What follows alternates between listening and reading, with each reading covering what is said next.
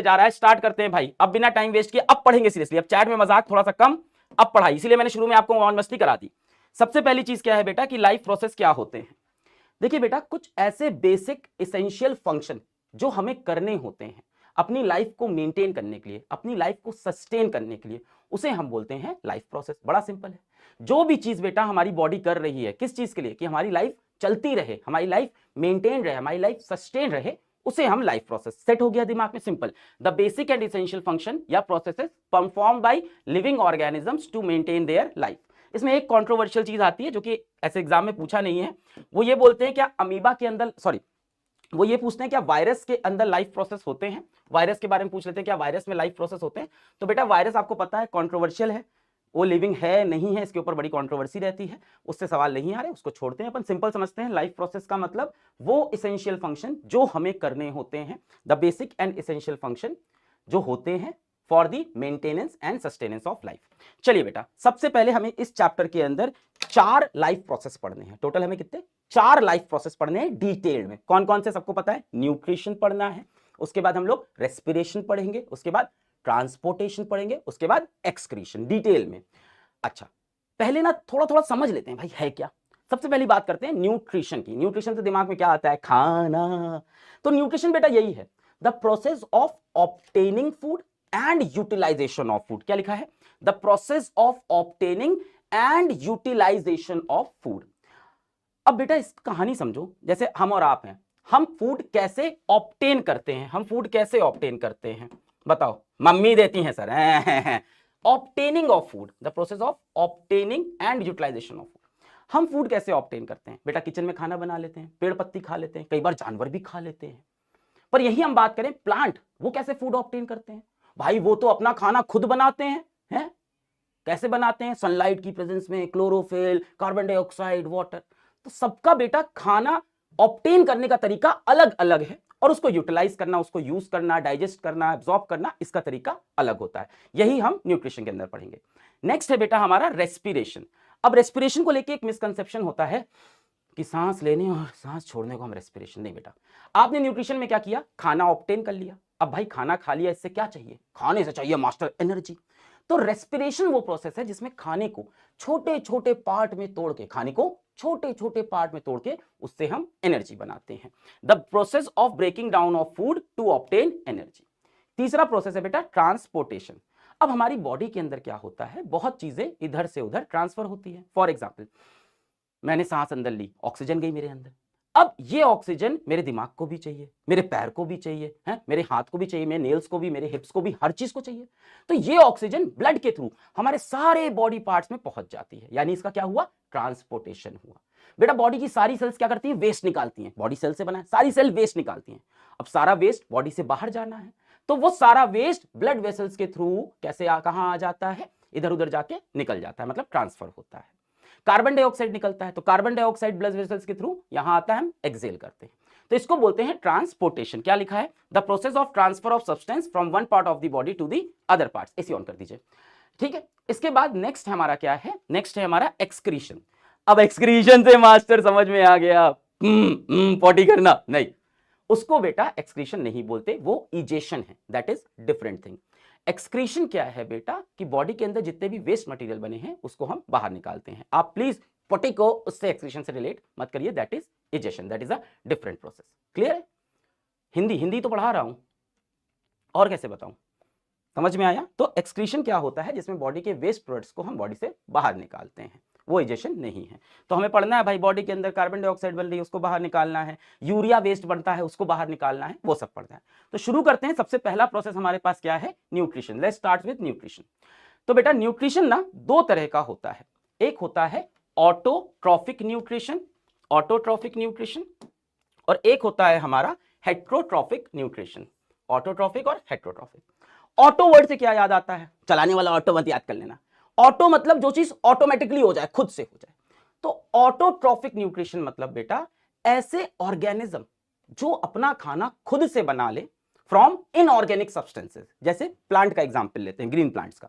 वो क्या करते हैं? इनऑर्गेनिक सब्सटेंस जैसे कार्बन डाइऑक्साइड, वाटर, इन सब से मिला के अपना खाना खुद बना लेते हैं, इसको हम क्या बोलते हैं, ऑटोट्रॉफिक न्यूट्रिशन। तो एक तो याद रखना ग्रीन प्लांट्स, दूसरा बेटा एक चीज और है ऑटोट्रॉफिक बैक्टीरिया। ये दो एग्जांपल याद रहने चाहिए, ग्रीन प्लांट्स और ऑटोट्रॉफिक बैक्टीरिया। मस्त समझ में आ रहा है यहां तक? ऑटोट्रॉफिक मतलब खाना खुद से बनाना। खाना खुद से कैसे बनाते हैं, इनऑर्गेनिक सब्सटेंस, इनऑर्गेनिक मतलब कार्बन डाइऑक्साइड, वाटर, इन सबको लिया, खाना बना लिया। Example green plants, autotrophic bacteria. Next है बेटा हेट्रोट्रॉफिक। अब बेटा कुछ लिविंग ऑर्गेनिज्म ऐसे होते हैं जो अपना खाना खुद से नहीं बना पाते, जो बाहर के इनऑर्गेनिक सब्सटेंस से अपना खाना खुद नहीं बनाते, ये हो गए हेट्रोट्रॉफिक। सिंपल, ऑटोट्रॉफिक अपना खाना खुद से बनाते हैं, हेट्रोट्रॉफिक अपना खाना खुद से नहीं बनाते हैं। अब हेट्रोट्रॉफिक की भी क्लासिफिकेशन है, तीन तरह के हेट्रोट्रॉफिक ऑर्गेनिज्म, एक है होलोजोइक, एक है सेप्रोफाइटिक और एक है पैरासाइटिक। क्या क्या, चलो होलोजोइक याद करो यहीं कहीं, सेप्रोफाइटिक और पैरासाइटिक। थोड़ा एसी सही कर दीजिए अलंकृत, ठीक है। अब होलोजोइक क्या होता है, अलंकृत एसी थोड़ा सही कर दीजिए, बहुत गर्म हो रहा है। सबसे पहली चीज, हाँ तो हेट्रोट्रॉफिक बेटा तीन तरह के हो गए, एक होलोजोइक, सेप्रोफाइटिक और पैरासाइटिक। सबसे पहले होलोजोइक समझते हैं। होलोजोइक बेटा वो लिविंग ऑर्गेनिज्म जो बाहर से कोई ऑर्गेनिक सब्सटेंस को खाएं और उसको अपने पेट में इंटरनली, कई बार पेट होगा कई बार पेट नहीं भी होगा, मतलब एक ऑर्गेनिक सब्सटेंस को कंज्यूम करना और उसे इंटरनली अंदर ले जाके डाइजेस्ट करना, ये होते हैं होलोजोइक। कौन हो गया होलोजोइक, हम हो गए होलोजोइक, आप है होलोजोइक, घर में जो आपका कुत्ता है वो होलोजोइक है, बाहर जो गाय है वो होलोजोइक है। क्या करते हैं, गाय वाय खाना खाया, अंदर गया खाना, डाइजेस्ट, इंटरनली डाइजेस्ट होना चाहिए। इसमें एक एग्जांपल और याद रखना, एग्जाम में पूछता है अमीबा का। अमीबा भी बेटा कैसा होता है, होलोजोइक, एग्जाम में पूछता भी है अमीबा क्या होता है, होलोजोइक। नेक्स्ट है बेटा सैप्रोफाइटिक। सैप्रोफाइटिक क्या है, ये वो ऑर्गेनिज्म है ना जो सड़े गले मरे चीजों से अपना न्यूट्रिशन ऑब्टेन करते हैं, सड़े गले मरे चीजों से अपना न्यूट्रिशन ऑब्टेन करते हैं। भाई घर में आप ब्रेड लेके आए हैं, ब्रेड गर्म किया, मक्खन लगा के खा लिया मास्टर, ब्रेड लेके आए छोड़ दिया, क्या होता है फिर, ब्रेड को हम लोग क्या बोलते हैं, फफूंदी पड़ गई ब्रेड में, फफूंदी पड़ गई। क्या हुआ बेटा, ब्रेड सड़ गल गई, उसमें क्या आ गए, फंजाई आ गए। फंजाई क्या करते हैं, डेड एंड डिकेइंग, डेड यानी मरा, डिकेइंग सड़े हुए चीजों से अपना न्यूट्रिशन ऑब्टेन करते हैं। अब फंजाई का मैंने एक एग्जांपल दे दिया, ब्रेड मोल्ड। दूसरा एग्जांपल फंजाई का बेटा ईस्ट, ये आपको याद होना चाहिए, ब्रेड मोल्ड और क्या हो गया, ईस्ट और मशरूम, ये क्या हो गए, सेप्रोफाइटिक, जो सड़ी गली और मरी चीजों से न्यूट्रिशन ऑब्टेन करते हैं। लास्ट है बेटा पैरासाइटिक। अब पैरासाइटिक सुन के दिमाग में क्या आता है, दिमाग में आता है पैरासाइट। पैरासाइट बेटा क्या होते हैं, जो किसी दूसरे लिविंग ऑर्गेनिज्म के या तो उसकी बॉडी के सरफेस पे या उसकी बॉडी के अंदर घुस जाते हैं, जिसके अंदर घुसते हैं या जिसके ऊपर आके चिपकते हैं उसको हम लोग बोलते हैं होस्ट, कि हम होस्ट हैं। तो वो आ जाते हैं होस्ट के ऊपर और फिर होस्ट से अपना न्यूट्रिशन ऑब्टेन करते हैं। एग्जांपल समझते हैं पैरासाइटिक। बेटा जू पड़ती है बाल में, हाँ स्कूल में सर मास्टर जब छोटे थे स्कूल में बहुत जू पड़ती थी, लड़कियों के बगल में बैठता था तू, पकड़ा गया। तो बेटा जू जो बाल में पड़ती है, जो जू होती है जिसको हम लाइस बोलते हैं, क्या करता है, वो हमारे ऊपर बैठ के हमारा खून चूसता रहता है। तो उसने क्या किया, एक लिविंग ऑर्गेनिज्म से अपना फूड ऑब्टेन किया, बिना उसको मारे, जान से नहीं मार रहा है, हो सकता है लॉन्ग टर्म में मार दे, बिना उसको मारे उससे उसका खून चूस लिया। जैसे लीच आपने देखा होगा, ऐसे पतला सा लंबा सा होता है जो चिपक जाता है हाथ से, लीच खून चूस लेता है, क्या है, पैरासाइट है। तो बेटा जनरली ये होस्ट को हार्म भी करेंगे ऐसे प्रोसेस में, भाई होस्ट से न्यूट्रिशन लेंगे तो होस्ट का हार्म भी होगा। इसमें एक एग्जांपल बहुत इंपॉर्टेंट है, बोर्ड में पूछता है, कैस्कटा। कैस्कटा बेटा एक प्लांट है। कैस्कटा क्या है, एक प्लांट है। सर प्लांट तो अपना खाना खुद से बनाते हैं, फोटोसिंथेसिस करते हैं, बट बेटा कैस्कटा एक पैरासाइट प्लांट है, पैरासिटिक प्लांट।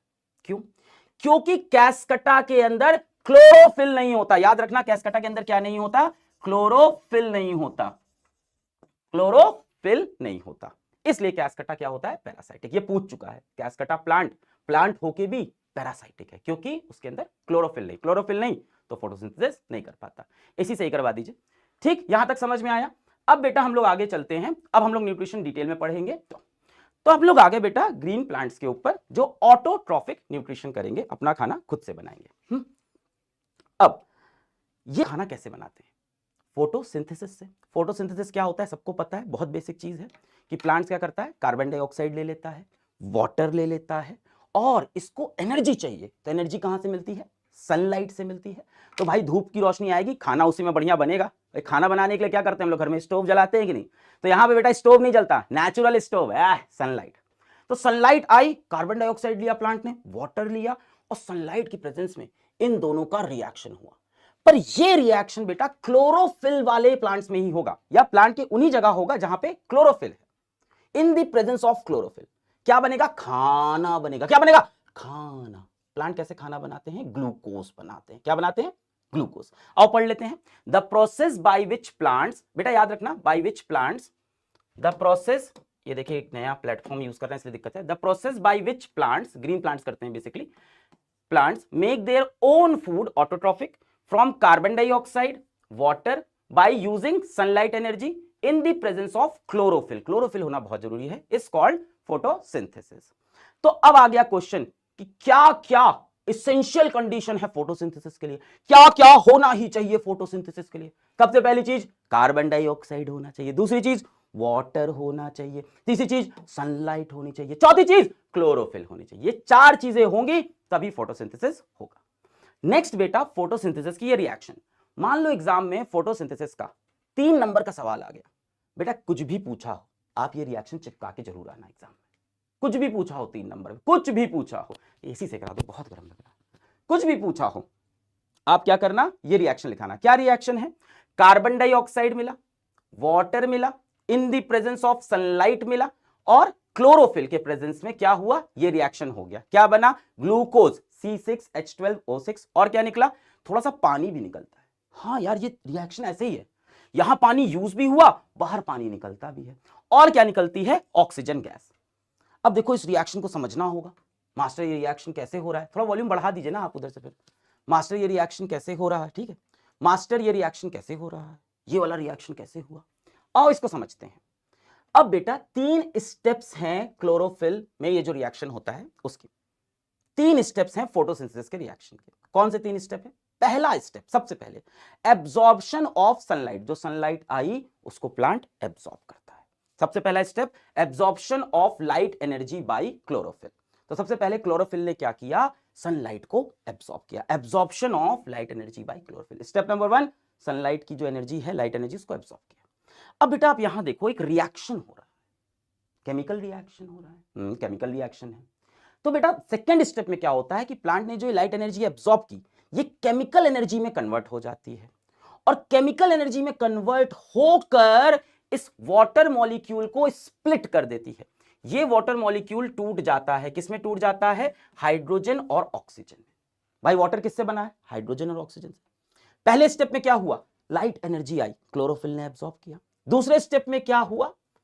ये लाइट एनर्जी केमिकल एनर्जी में चेंज हुई, और इस केमिकल एनर्जी ने वाटर मॉलिक्यूल को स्प्लिट कर दिया हाइड्रोजन और ऑक्सीजन में। पढ़ लेते हैं, conversion of light energy to chemical energy and splitting of water molecules into hydrogen and oxygen. अब बेटा ये जो ऑक्सीजन है वो तो यहां बाहर निकलती हुई ये दिख रही है, ये जो ऑक्सीजन निकला ये देखो बाहर निकल गया। ये हाइड्रोजन क्या करता है? कार्बन डाइऑक्साइड को रिड्यूस करता है। भाई इतनी केमिस्ट्री सबने पढ़ी है, हाइड्रोजन क्या होता है? रिड्यूसिंग एजेंट होता है। तो ये हाइड्रोजन क्या करेगा? इस कार्बन डाइऑक्साइड को रिड्यूस करके क्या बना देता है? ग्लूकोज बना देता है। बोल समझ में आया रिएक्शन? हाँ ना बोल भाई अब चैट में, इसीलिए मैंने तमीज से पढ़ाया। बोल समझ में आया? फोटोसिंथेसिस क्लियर हुआ? दिमाग में बैठा कि नहीं बैठा एकदम? क्या है photosynthesis? Carbon dioxide, water, presence of sunlight, chlorophyll, क्या होता है? फोटोसिंथेसिस। क्या बनता है? फूड बनता है। कौन बनाता है? ग्रीन प्लांट बनाते हैं। 3 स्टेप क्या है? पहला स्टेप सनलाइट को एब्जॉर्ब करना, कौन कर रहा है? क्लोरोफिल। क्लोरोफिल ने सनलाइट को एब्जॉर्ब किया। बेटा क्लोरोफिल ना क्लोरोप्लास्ट में होते हैं, भी आगे बताएंगे। क्लोरोफिल ने सनलाइट को एब्जॉर्ब किया। नेक्स्ट स्टेप, लाइट एनर्जी से काम नहीं बनेगा, केमिकल रिएक्शन चाहिए, तो लाइट एनर्जी कन्वर्ट हो गई केमिकल एनर्जी। ये केमिकल एनर्जी क्या करती है? वाटर मॉलिक्यूल को तोड़ देती है, किसमें? हाइड्रोजन और ऑक्सीजन में। ये ऑक्सीजन ऐसे ही देखो यहां पे, ये ऑक्सीजन तो बाहर निकल गया, हाइड्रोजन इस कार्बन डाइऑक्साइड को रिड्यूस करके क्या बना देता है? ग्लूकोज। ये 3 स्टेप हो गए, एग्जाम में आए तो चिपका देना। क्लियर है? तो फोटोसिंथेसिस में 3 स्टेप होते हैं, क्लियर हो गया अपने को। पहले सनलाइट को एब्जॉर्ब किया, किसने किया? क्लोरोफिल ने। नेक्स्ट स्टेप में उस लाइट एनर्जी को केमिकल एनर्जी में कन्वर्ट किया, उस केमिकल एनर्जी ने वाटर मॉलिक्यूल को हाइड्रोजन और ऑक्सीजन में तोड़ दिया, ऑक्सीजन एज सच बाहर निकल गया, हाइड्रोजन कार्बन डाइऑक्साइड को रिड्यूस करके ग्लूकोज बना देगा। अब बेटा याद रखो ये जो क्लोरोफिल होते हैं ये क्लोरोप्लास्ट में होते हैं। क्लोरोफिल कहां होते हैं? क्लोरोप्लास्ट। और यही वो जगह है जहां पे फोटोसिंथेसिस होता है।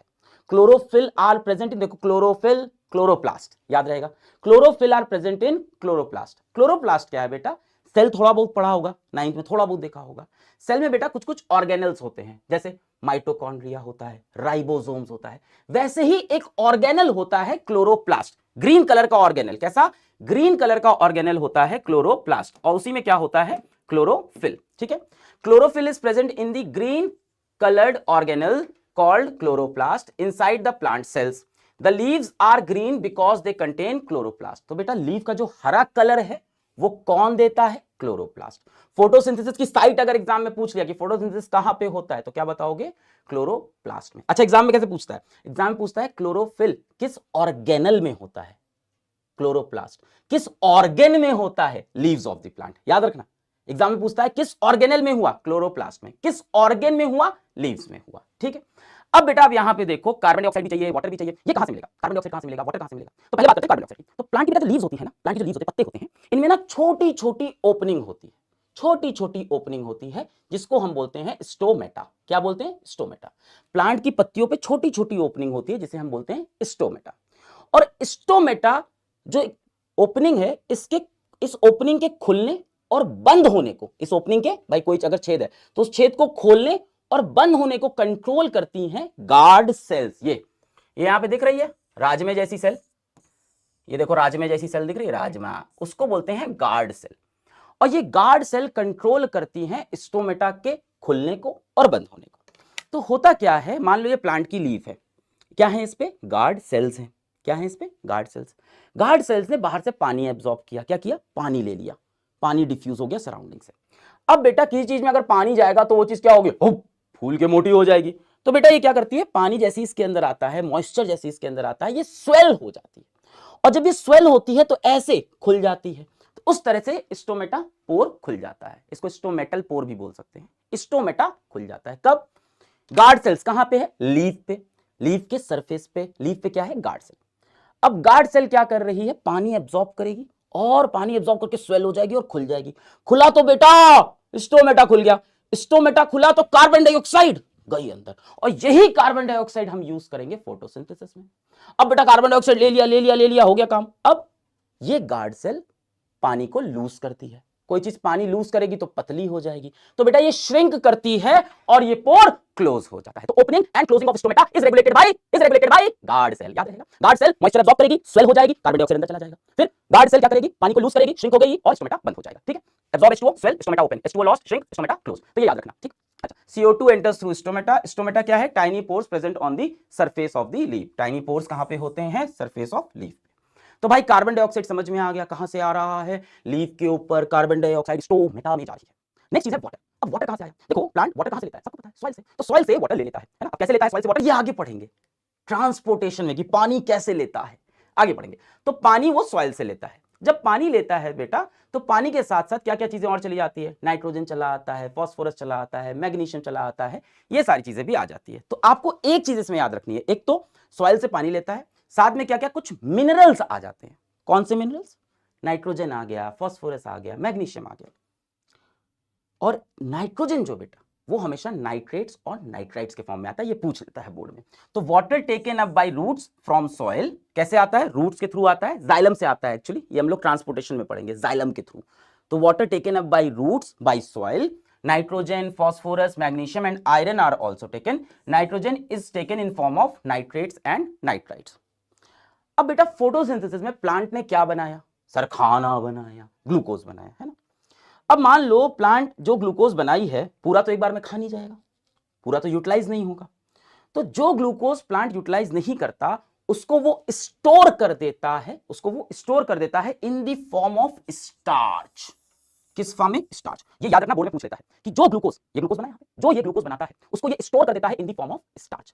इंसान भी खाना खाता है, हम भी जितना खाना खाते हैं सब तो यूटिलाइज नहीं कर पाते, तो हम भी बेटा अपना खाना स्टोर कर देते हैं in the form of starch. मत बोलना हम स्टार्च के फॉर्म में नहीं करते, प्लांट खाना स्टोर करता है in the form of starch. खाना मत बोलो, ग्लूकोज ही बोलो, ग्लूकोज स्टोर करता है in the form of starch. और ह्यूमंस बेटा अपना फूड स्टोर करते हैं in the form of glycogen. किस फॉर्म में? ग्लाइकोजन। तो बेटा ये बोर्ड में पूछ लेता है कि भाई इंसान किस फॉर्म में स्टोर करते हैं? ग्लाइकोजन। प्लांट किस फॉर्म में करता है? स्टार्च के फॉर्म में। फोटोसिंथेसिस पूरा क्लियर हो गया, समझ में आ गया क्या है photosynthesis? Carbon dioxide, water, sunlight, chlorophyll, क्या बना? Glucose. Reaction carbon dioxide, water, arrow के ऊपर सनलाइट, क्लोरोफिल लिखा होना चाहिए, ऊपर नीचे दोनों चीजें लिखी होनी चाहिए। ग्लूकोज निकलेगा, वाटर निकलेगा, ऑक्सीजन। स्टेप पहले सनलाइट को एब्जॉर्ब किया क्लोरोफिल ने, फिर उस लाइट एनर्जी को केमिकल एनर्जी में चेंज किया, उससे वाटर टूट गया, हाइड्रोजन ऑक्सीजन में, ऑक्सीजन बाहर निकल गया, हाइड्रोजन ने कार्बन डाइऑक्साइड को रिड्यूस करके ग्लूकोज बना दिया। ये 3 स्टेप हो गए। कहां पे होता है फोटोसिंथेसिस? क्लोरोप्लास्ट में। क्लोरोप्लास्ट क्या है? सेल ऑर्गेनल है, ग्रीन कलर के सेल ऑर्गेनल है, यहीं पे क्लोरोफिल होता है, यही साइट ऑफ फोटोसिंथेसिस है, और यही क्लोरोप्लास्ट रिस्पांसिबल है ग्रीन कलर ऑफ प्लांट। दो चीजें आनी है, कार्बन डाइऑक्साइड और वाटर। कार्बन डाइऑक्साइड कैसे आता है? प्लांट की सरफेस पे, लीफ की सरफेस पे, सॉरी लीफ के सरफेस पे छोटे-छोटे पोर, क्या बोलते हैं? Stomata pore. कैसे खुलते हैं? गार्ड सेल, पानी एब्जॉर्ब करके खुल गया, पानी लूज करके श्रिंक कर गया। वाटर कहां से आता है? रूट से आता है, साथ में फास्फोरस, मैग्नीशियम, नाइट्रोजन के मिनरल से आता है। नाइट्रोजन किस फॉर्म में? नाइट्रेट और नाइट्राइट्स। जो ग्लूकोज खाना बना है उसको प्लांट किस फॉर्म में स्टोर करता है? स्टार्च के फॉर्म में। ऐसे इंसान खाना खाता है, किस फॉर्म में स्टोर करता है? ग्लाइकोजन के फॉर्म में। टेंशन मत लो, यही नोट्स मिलेंगे, इसको एक बार पढ़ लेना, सब रट जाएगा। समझ में आना चाहिए आज। समझ में आ गया? बहुत बढ़िया। Okay, very good, very good,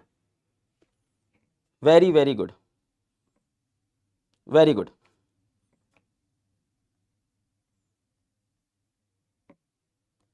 आगे बढ़े, चल बेटा। अब क्या है, हमारे पास दो एक्सपेरिमेंट है। एक एक्सपेरिमेंट है हमारा variegated leaf experiment. Variegated leaf experiment, याद रखना ये एक्सपेरिमेंट क्या प्रूव करता है? वेरीगेटेड लीफ एक्सपेरिमेंट ये प्रूव करता है कि क्लोरोफिल के बिना फोटोसिंथेसिस नहीं हो सकता। क्या प्रूव करता है? क्या प्रूव करता है? Proving chlorophyll is essential for photosynthesis. दूसरा ग्लास क्या है वो बात करते हैं, पहले बताते हैं वेरीगेटेड लीफ। इस तरह की पत्तियां देखी तुमने हैं? थोड़ी ऐसी पत्ती, थोड़ी सी कहीं कहीं हरा हरा है, कहीं कहीं पीला पीला सफेदी पड़ गई है, पीलापन हो गया है, देखते हो ना?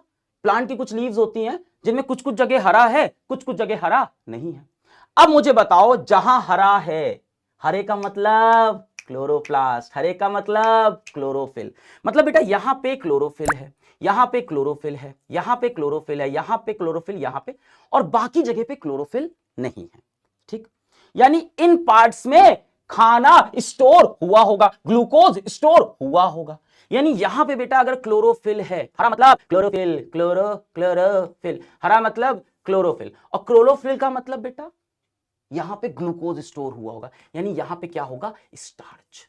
खाना जो प्लांट बनाता है, जो ग्लूकोज बनाता है, उसको